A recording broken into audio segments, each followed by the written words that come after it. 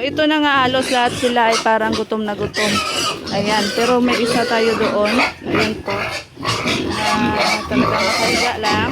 Parang ayaw tumayo. So, try natin magbigay kung siya ay kakain. Ikaw na nag-una kaon.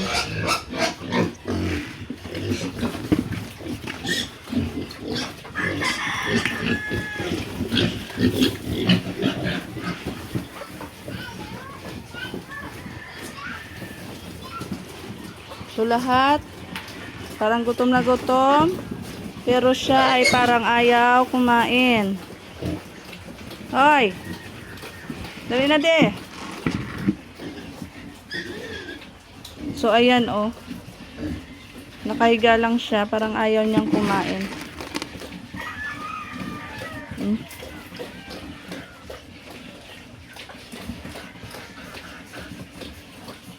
So sana hindi naman hindi tayo matamaan dito. Dito sa lugar namin may mga nagkakasakit. Biglang ayaw kumain. Pero sana hindi naman. In Jesus name. Dik dik dik dik dik. Oh, parang naantok. Parang inaantok siya. Wala siyang ganang kumain. Ayaw tumayo oh. Pero halos lahat dito nakasama niya oh. Gustong kumain. Ayan. Dik dik dik dik dik dik dik dik dik. Uling. Try natin uling kung kakain siya ng uling. So meron tayo dito uling. Ayan. So meron tayo ditong uling. Try natin kung kakain siya. Iba ito eh. Baka so ayan oh. Ito. Ah?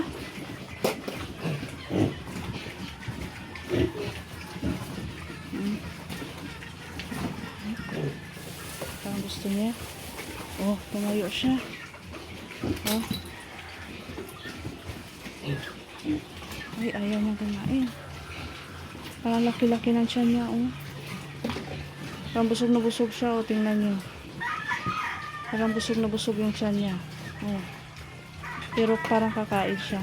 Mas maganda pag nagbigay tayo ng uling, sana ay kumain siya para matunaw yung toxin sa kanyang tiyan.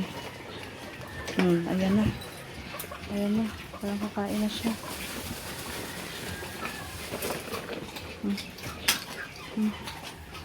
Sige.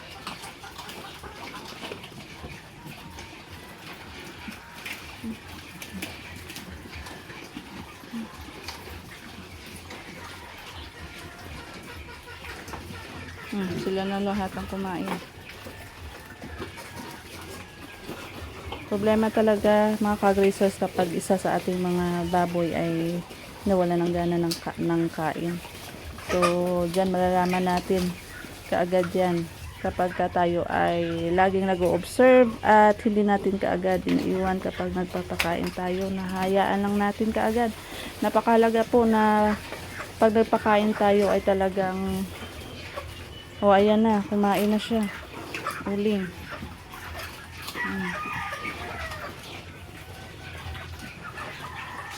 So, ganyan lang.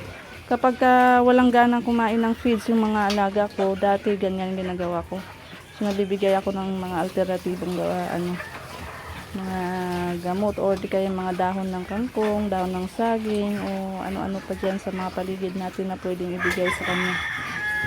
So, ayan lang, kumain siya. Uminom pa naman ng tubig to na marami kanina, pero